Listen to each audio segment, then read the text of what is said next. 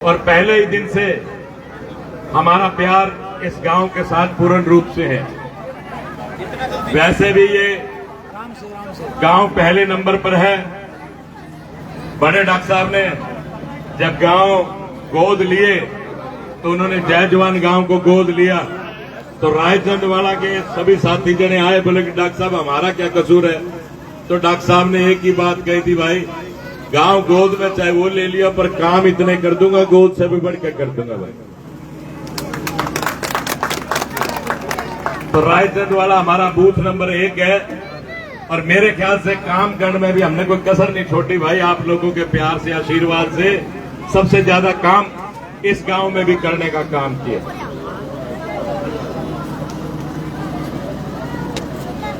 और वहीं मैं आपको बताना चाहूंगा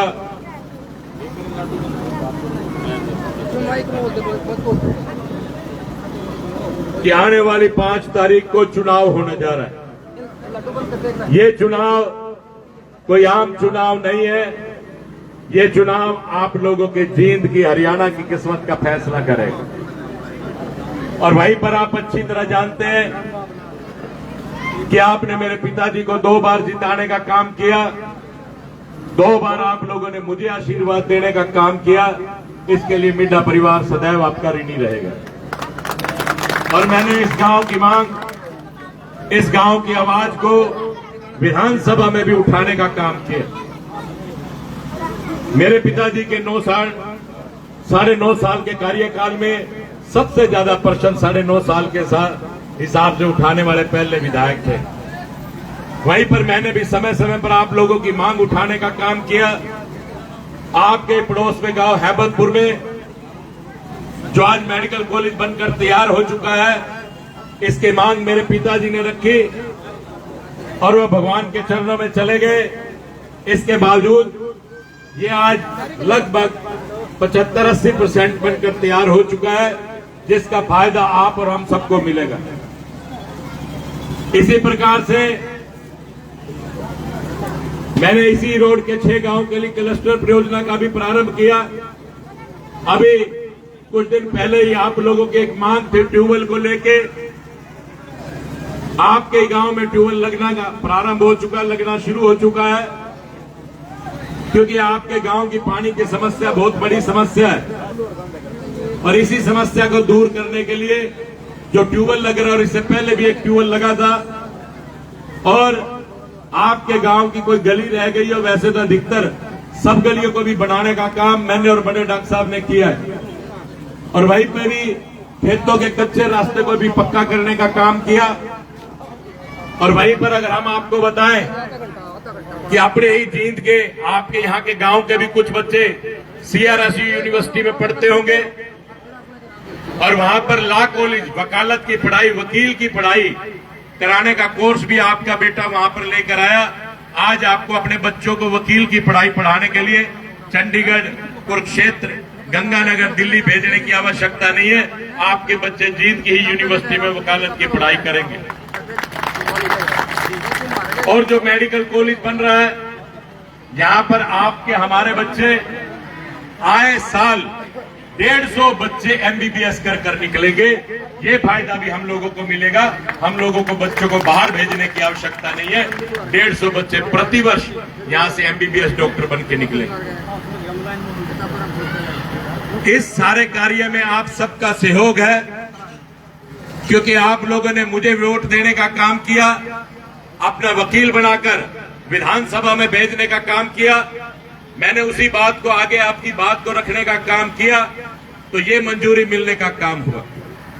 वहीं पर आपके गांव में कुछ बच्चे नौकरी भी लगे होंगे, उन्होंने 1 रुपया भी किसी व्यक्ति ने अपनी नौकरी पर खर्च किया हो तो बताने का काम करे। माननीय मनोहर लाल जी की सोच थी कि पारदर्शिता के आधार पर हम नौकरी देने का काम करेंगे, और उन्होंने पारदर्शिता के आधार पर नौकरी बांटने का काम भी किया। जो बच्चा अमीर का हो या बच्चा गरीब का हो, अगर वो मेरिट लेगा तो नौकरी उसे मिलेगी। इस बात को सिद्ध करने का काम भारतीय जनता पार्टी की सरकार ने किया। अभी हाल ही में आपने देखा होगा, आजकल बच्चों के पास व्हाट्सएप, फेसबुक है, ये मोबाइल है। आपने देखा होगा कांग्रेस के 2 विधायकों ने आप लोगों के फेसबुक पर भरी सभा में ये कहने का काम किया। एक तो अपने पड़ोसी असंध के विधायक ने और एक फरीदाबाद के विधायक ने कहा कि हम लोग भारतीय जनता पार्टी तो पर्ची बिना खर्ची के चलाती है, हम पर्ची भी चलाएंगे और खर्ची भी चलाएंगे और पहले अपना पेट भरेंगे। ऐसा काम कहने का काम आपके पड़ोस के असंध के विधायक, कांग्रेस के विधायक ने करने का काम किया। भाई पर हम आपको बताते हैं कि फरीदाबाद के विधायक ने कहा जो 50 वोट हमें देगा उसे हम नौकरी देने का काम करेंगे। साहब इन नौकरियों को बड़ी मुश्किल से तो पारदर्शिता के आधार पर नौकरी देने का काम किया और उन्हीं नौकरियों को लेकर फिर से मंडी में बेचने का काम कर रही है कांग्रेस की सरकार गाड़ी में।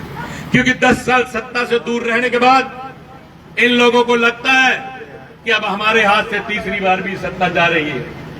क्योंकि प्रत्येक गरीब व्यक्ति एक बात को तो मान ही रहा है कि जहां हमें पहले जमीन बेचनी पड़ती थी, अपना मकान बेचना पड़ता था, या ऐसा सोचना पड़ता था, तब जाके हमें नौकरी मिलती थी। भारतीय जनता पार्टी की सरकार में आपको कोई जमीन बेचने की आवश्यकता नहीं है, मात्र आपको अपने बच्चे को पढ़ाने की आवश्यकता है। अगर आपका बच्चा पढ़ेगा तो नौकरी उसका इंतजार कर रही है, ये आपने देखा भी होगा। तो ये कांग्रेसियों का दुगना चेहरा, जो दोहरा चेहरा है, वह आप लोगों के सामने आने का काम किया।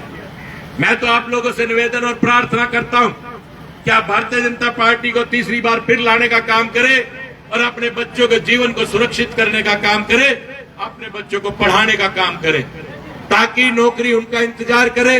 जो बच्चा मेरिट लेगा वो नौकरी लेगा। वहीं पर अगर बात करें 1,80,000 रुपए से कम